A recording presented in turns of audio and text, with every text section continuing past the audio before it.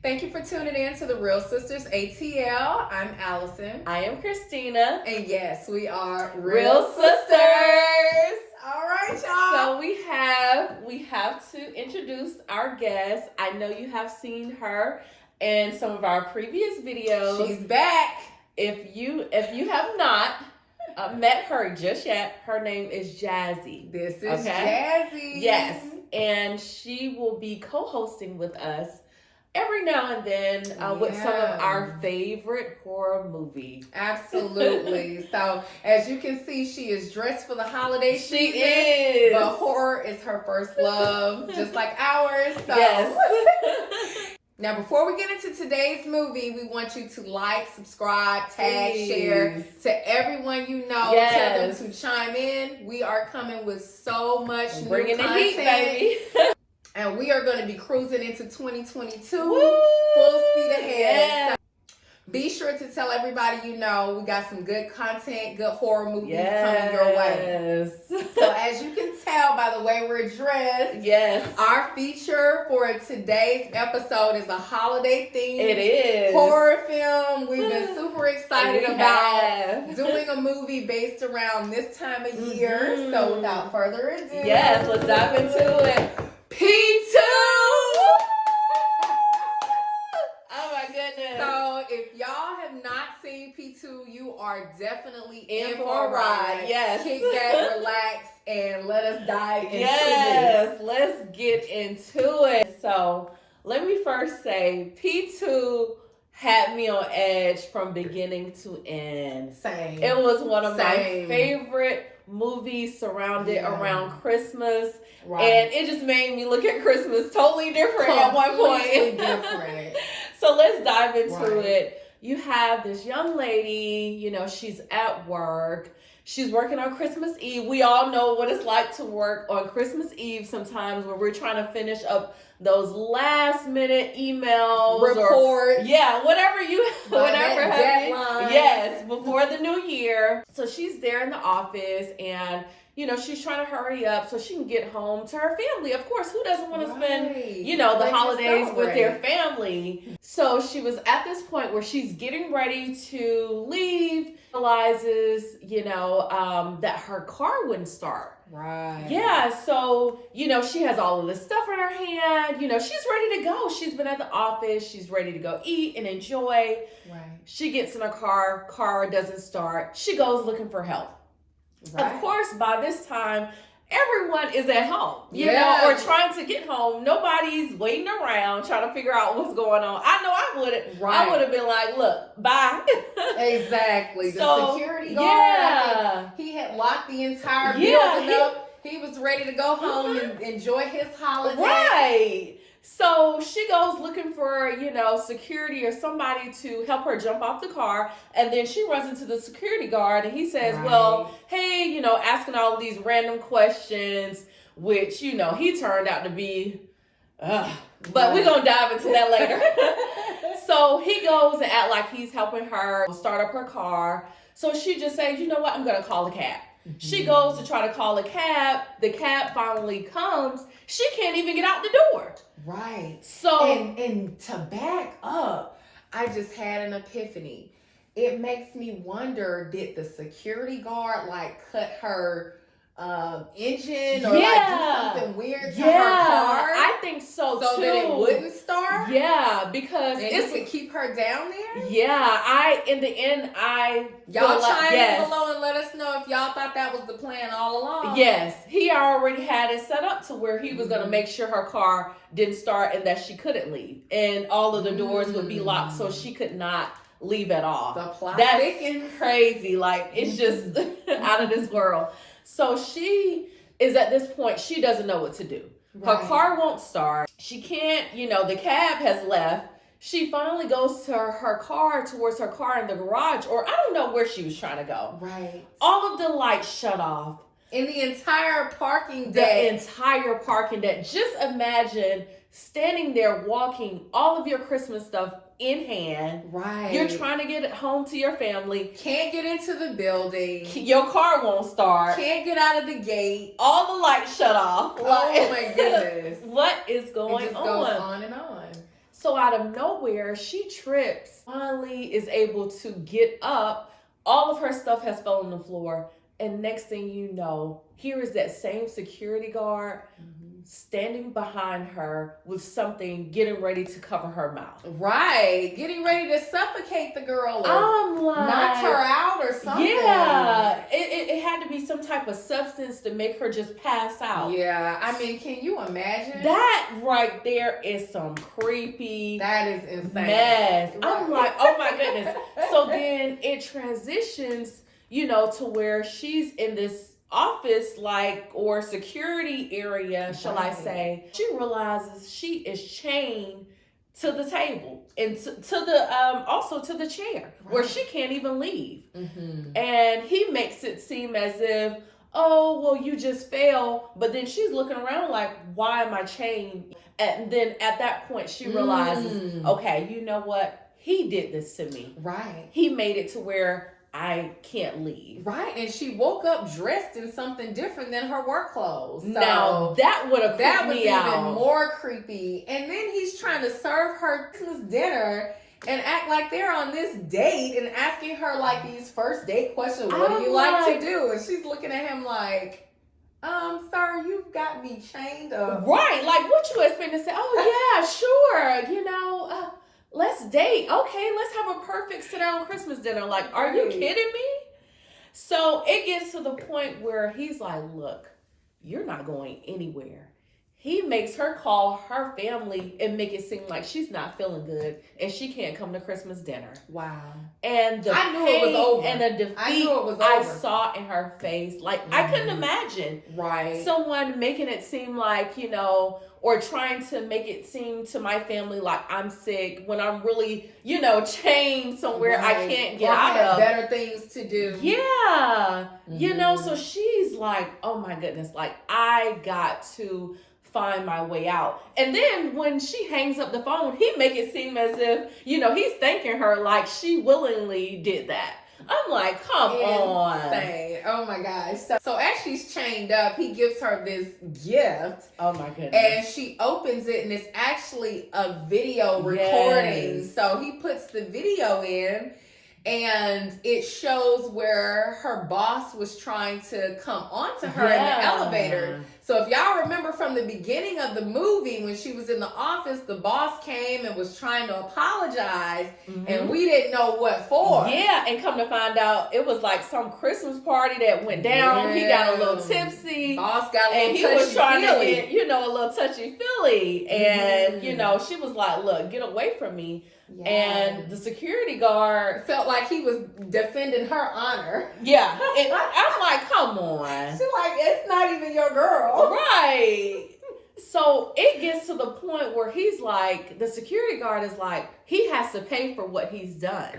So he makes her, or he ties her up to where she can't get out of the car, or she's in the passenger seat, and the boss is tied up where he can't even move, and the engine, he's in the car with the engine going as if he's about to hit the boss. Right, revving that engine up. And I'm like, why you gonna do that to the boss? I mean, granted, he was wrong for doing that. Like, he was dead wrong, for trying to come on to her, but come on. So he's yelling out all of these, different things and saying, okay, you know what? Let's go ahead and kill him. And she's yelling like, no, please. Oh my goodness. I mean, now I know some of us out here don't like your boss, but not to that extent. This is going to the extreme. Right. This is a bit much, And I can just only imagine like how she's feeling like, come on. I'm like, look, sis,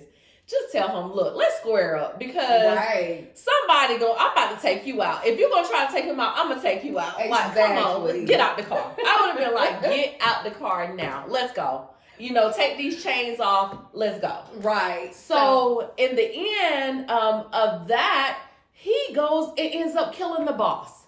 Yeah. So I can only imagine. Smashed him right into the wall. Yeah. I mean, didn't care. I mean, that was a bit much. That was a bit much. And then did it numerous times. He hit him once. Then he was like, okay, you know what? I don't feel like he's dead. let me keep doing it again. Right. I'm like, that, I could not even continue watching it. He didn't have no good sense then. Right. That scene was kind of gruesome. Right. It was a bit much. Yeah, it was a bit much. Like, chime in below and let us know what y'all thought when he smashed and killed the boss. I'm like, this has to stop. So it gets to a point where she's able to escape and go hide in the elevator. Some kind of way she was able to press some buttons. Bust her way right up out of that car. I was rooting for her. Right. She was like, look, I don't have time. I'm ready. Yeah. So she makes her way out of the car. She hides in the elevator. So he is so evil to the point he starts filling up the elevator with water. Right. So that she can drown or electrocute her. Drown her out of the elevator.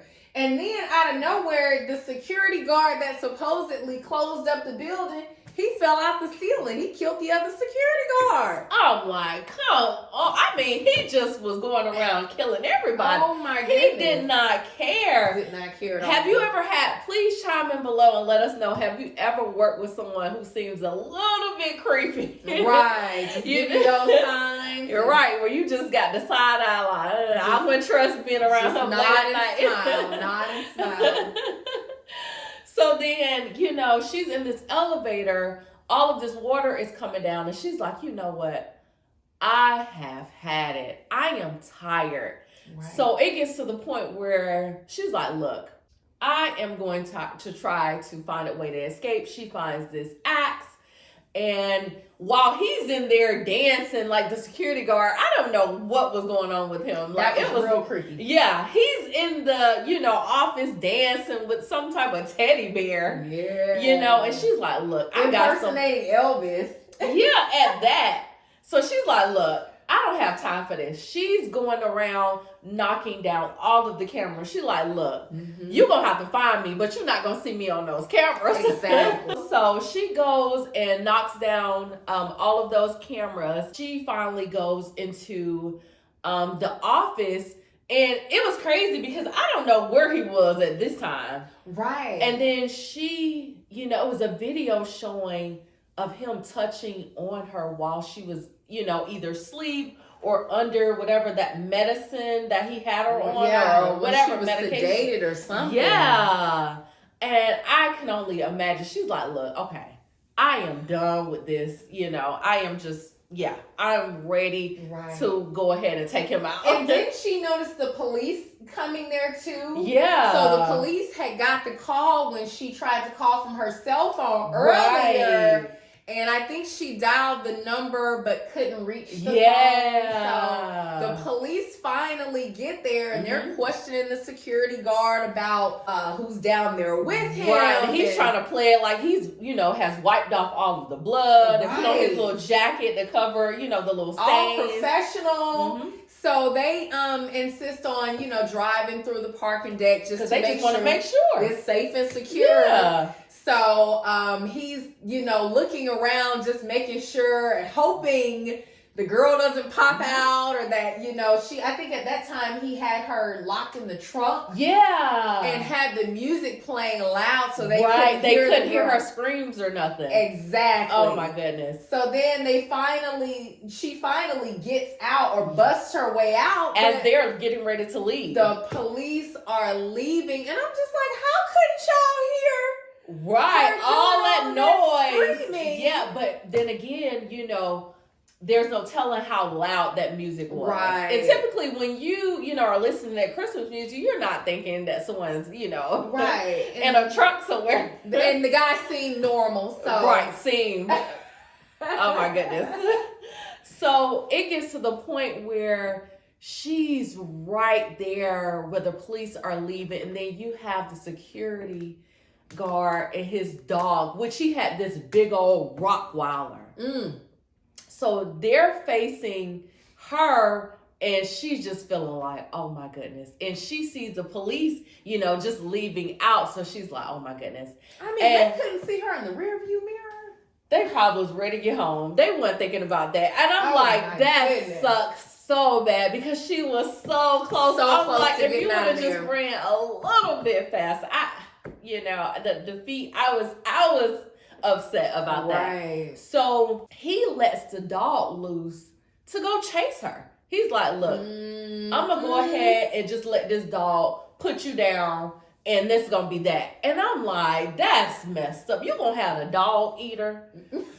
You know, she goes and hides in this car, and I don't know how that dog found her. Listen, you know they have the scent. They have that good sense of smell. Clearly. He followed her. Baby, he got right in that car, and I mean, he took a bite out of that leg, and like it was a piece of KFC. Like it was a piece of chicken. I mean, he bit that leg, and that's when she was like, oh, no. This war, baby. So she took that knife or whatever stick that she had, and she took that dog down. Took the dog out. I mean, that dog was out. I mean, in doggy heaven at that point. I know, and I love dogs, but he had it coming. Yeah, he did. Little, what was his name? Rocky? Yeah, little Rocky had it coming. Yeah. So we get to the point where, you know, she escapes out of that car because she didn't kill little Rocky. The security guard realizes his dog is gone. Ooh. You know, like, who killed my dog? And then he realized, okay, you know what? It had to be her who killed a dog. So then that's where they have, she goes and she's able to find the keys to the cars that were left in that garage. And at this point, she's like, it has to be a key that works. Right. So she starts flicking the remotes from the rental cars. And it's like, listen, one of these is going to hit. And so she gets into that car and takes the head off. She was like, look, I wanted her to fly all the way up hoping that parking deck and bust straight through that gate. I was hoping so too. And just as she was getting there, he cuts her off and slammed, I think T-bones her car. He did. And he had an old school too. I mean, it was a nice old school. I know. I don't want to name the brand. I know all the car lovers. Y'all may know better than I, but it was a nice. It was a classic. Classic for sure. They have like this stare down or showdown. Yeah, they have this showdown. And she's like, look. She's revving up the little rental car. Right. She's like, look, he's revving up that old school. And I'm like, all right, y'all, look, y'all got this. Let's go. And I'm rooting for her, of course, because I'm ready for her to take him out. Okay. So it finally gets to the point where they go toe to toe. He swerves over. Her car flips over. Yeah. So when her car flips over, you know, she has her head up against the steering wheel as if she's passed out. Yeah, because I mean, that was a rough tumble in that car. That was a tough. I think all the airbags. Yeah, everything. Yeah, it was pretty bad. So of course, you know, she's laying there as if she is unconscious. And he comes up to her and he's like looking like, oh, you know, trying to see if she's still alive.